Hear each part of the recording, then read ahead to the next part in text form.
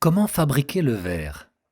Le verre s'obtient à partir du sable qu'il faut chauffer à très haute température pour l'amener à fondre. Au Moyen Âge, pour abaisser la température de fusion de la silice contenue dans le sable, les verriers ajoutent des cendres de plantes qui jouent le rôle de fondant.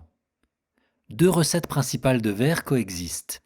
Elles correspondent à deux types de fondants. Les verriers du Proche-Orient et d'Italie utilisent des fondants marins à base de salicorne. Cette méthode génère peu d'impuretés, le verre est quasi incolore, il se conserve bien dans le temps. Les verriers français ajoutent des cendres forestières à base de hêtre et de fougères. Le verre est légèrement verdâtre, il a tendance à s'altérer dans le temps. Les verreries médiévales s'installent dans les forêts où elles trouvent le sable, le bois de chauffe et les fondants. Sable et fondant sont versés dans des creusets disposés sur des bancs le long des parois du four. Autour du four s'activent différents artisans. Le tiseur alimente le feu en bois et contrôle la température. À l'aide d'une canne, le cueilleur extrait du four une boule de verre appelée paraison. Le souffleur utilise une canne creuse pour gonfler la paraison. Il la roule sur une surface plane appelée le marbre pour lui donner la forme voulue. Pour réaliser un décor rapporté comme une anse ou des cabochons, il dépose une petite quantité de verre fondu à l'aide d'une tige de verre appelée pontile. Les pièces refroidissent progressivement dans le four de recuisson pour éviter qu'elles n'éclatent. Enfin, le maître de verrerie contrôle la qualité des pièces. Les rebuts sont remis à fondre et les verres bons pour la vente emmenés en ville par les colporteurs. Comment réaliser le verre plat utilisé pour le vitrage? Les verriers du Moyen Âge utilisent deux techniques. L'une consiste à former un disque, l'autre un cylindre.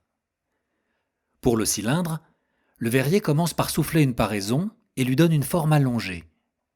Il sectionne l'une des extrémités qu'il étire à l'aide de pinces. Il découpe l'autre extrémité afin d'obtenir un tube de verre. Le manchon est fendu sur toute sa longueur, puis déplié. Cette technique est propre à l'ère germanique. Les verriers du nord de la France s'illustrent quant à eux dans la seconde technique, le soufflage en plateau. Le verrier souffle la paraison de façon à former une sphère. Il l'aplatit d'un côté et obtient une forme en cloche. Il la détache de sa canne, créant une ouverture.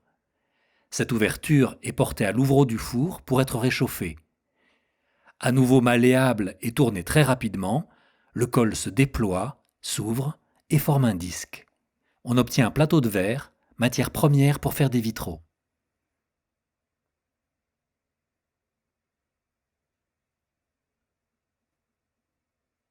Comment sont fabriqués les magnifiques vitraux des églises médiévales? Le peintre verrier commence par transposer son dessin préparatoire sur le carton, le dessin à grandeur réelle du futur vitrail. Il repère ensuite les formes par couleur et les numérote. Il découpe ensuite le carton. Ces formes servent à tailler les pièces de verre selon les couleurs souhaitées. Le peintre verrier applique un fer chaud le long du contour de la pièce qu'il veut obtenir. Il mouille ensuite l'entaille ainsi faite. Le choc de température détache la pièce le long du tracé. Il ajoute ensuite des détails en peignant les pièces de verre avec de la grisaille, une peinture à base de fer. Il doit porter sa pièce au four pour cuire sa grisaille et la fixer sur le verre. La dernière étape est la mise en plomb ou sertissage. Les pièces de verre sont assemblées entre elles avec des baguettes de plomb en U qui sont soudées à chaque intersection. Le vitrail est prêt à éblouir de ses couleurs chatoyantes les fidèles venus prier.